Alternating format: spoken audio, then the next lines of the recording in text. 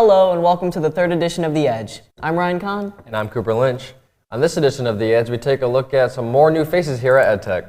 We also get an inside look at MIPA Journalism Day. And we give you an update on Admission 22. Plus find out which EdTech staff member was recognized with a prestigious award. On the first edition of The Edge, we introduced you to some new faces, but now we have more new staff here at EdTech to introduce you to. The Edge's Kylie Hollaback gives us more on the story. Just last week, we welcomed new staff here at EdTech. MEP and Construction both had 2 new parapros join their classes, and at Student Services, we welcomed a new counselor and a college advisor. Mr. Bennett is the new parapro in construction. As an expert in his field, he is excited to help students gain the knowledge they need to pursue their career. Yeah, kind of. I've always wanted to teach the younger crew coming up into the trades, because I think it is important that they know the knowledge that they need to know, and also have a background on why. And when you've got experience like me where you've been in all of the trades, you know not only what you're doing at that trade, but why you're doing it, like your drywall backer and stuff like that. For Mr. Bennett, working at EdTech is a family tradition. His grandfather worked as a welding paraprofessional and his uncle worked in power sports equipment. And returning after 5 years, we want to give a warm welcome to Mr. Wright as the new MEP Parapro. Not only was he both the teacher and the parapro in the same classroom previously, he has extensive experience in heating and cooling. 25 to 30 years ago, I was in the heating and cooling business. I built many homes, and I've been a parapro here at the EdTech 25 years ago. Back from retirement, he's ready to share his knowledge with his students. I'm looking forward to working with the students. I want them to learn the knowledge that I have, and I want to see each and every one of them, if I can, get out and get a job in our career field so they can make a living and be successful. In Student Services, Mrs. Guerin is the new counselor. She lives in Attica and has previously worked at Emily City. Mrs. Guerin supports the students in agroscience, careers in ed, culinary arts, medical careers, nursing, MEP, power sports and equipment, and the early college program. She's excited to meet all of these students from these programs and to make connections. I am really just kind of looking forward to kind of interjecting myself into the classrooms, observing authentically, really kind of just being part of the environment and really learning about the programs, learning what all of the students are interested in, and how I can support that after you leave EdTech, once you graduate. Mr. Rodriguez is the college advisor for all the students. He comes to us from the financial aid department at Mott Community College. He wants to help students make an easy transition from high school to their future.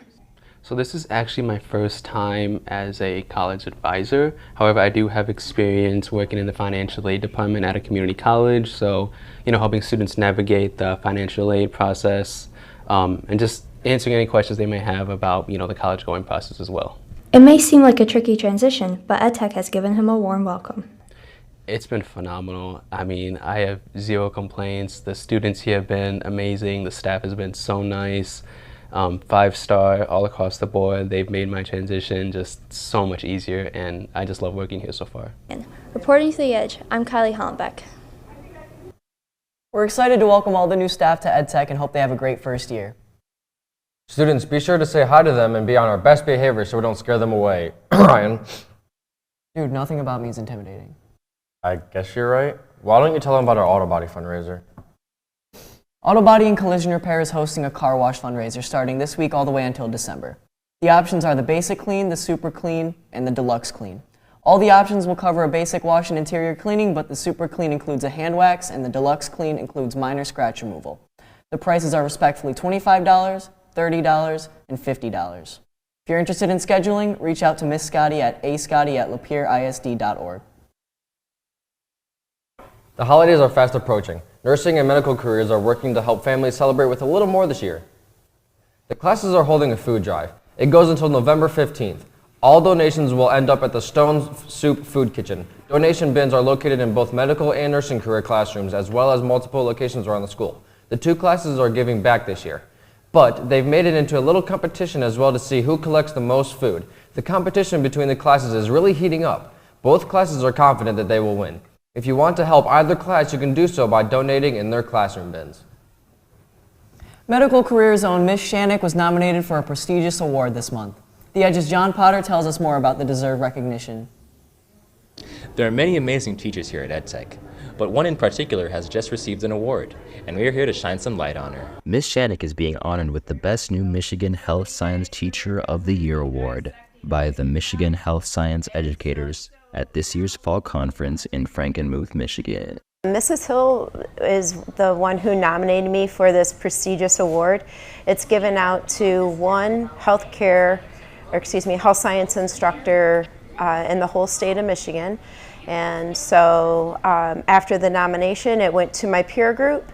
And from my peer group, they came to the determination that I was worthy of the award, and now I get to bring it home to EdTech. Ms. Shanik has been teaching our students here at EdTech for 3 years. It's not just Ms. Shanik's peers who have acknowledged her. Her students say she makes a special effort to connect with them and learn. I think she's a really good teacher. She's there for her students, and she teaches the curriculum very well. When it comes to who's inspired Ms. Shanik in her teaching career, it may surprise you. Yes, actually, I would say throughout the course of my life, there's been many people that have inspired me, but mostly it's my students just like you. Every day coming to class, giving it my all, trying to give you guys opportunities and showcasing and leading by example. Again, congratulations on this well-deserved award. Reporting for The Edge, I'm John Potter. Thank you to everyone that voted for Ms. Shanik for this great award. We're just over halfway done with Mission 22, and Student Services have counted how much money we've raised so far. In first place, we have construction trades with a far lead of $225.80. In second place belongs to collision repair with $118.64. Third place belongs to public safety with $77.56. Fourth place is MEP with $71.71. And in fifth place, we have welding with $61.47 respectively. In total, EdTech has raised $703.89 so far. But remember, Mission 22 is still ongoing, and it's not too late to donate to our veterans. On October 25th, Business Professionals of America held their Fall Leadership Conference at Michigan State University. Students from DMA and ITNet attended the conference. Students got a chance to get to know people in other chapters across the state. They listened to leaders talk about the importance of BPA and how they can make a difference through the organization. It wasn't all business though, there was some fun and games too. This was the first conference for our students, and the regional conference will take place on December 19th. You may be wondering why DMA was gone on the 25th. Our very own DMA class went to Lansing to attend MIPA Journalism Day. The Edge's Olivia Pachucky tells us what about that happens on Journalism Day. EdTech's digital media art class was at the Lansing Center on the 25th for their MIPA Journalism Day. Let's take a look at what it was all about. Students arrived at the Lansing Center in downtown Lansing around 9. Once they arrived, they all headed to different sessions to learn more about journalism. The event worked how there was like 3 sessions, and we were able to pick between like 10 classes.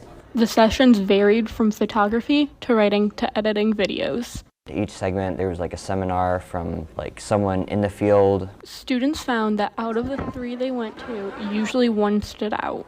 My favorite class was the sports broadcasting class because we watched highlights. And they realized that sometimes they know more than they thought they did. I learned that there's a lot of stuff that I still need to know, but there's also a lot of stuff I already do know.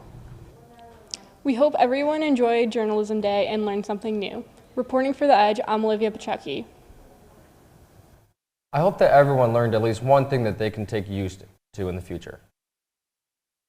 Well, that's it for this edition of The Edge. Make sure to follow us on Facebook and Instagram, Snapchat and Twitter, and TikTok at The Edge LC. I'm Cooper Lynch. And I'm Ryan Kahn signing off.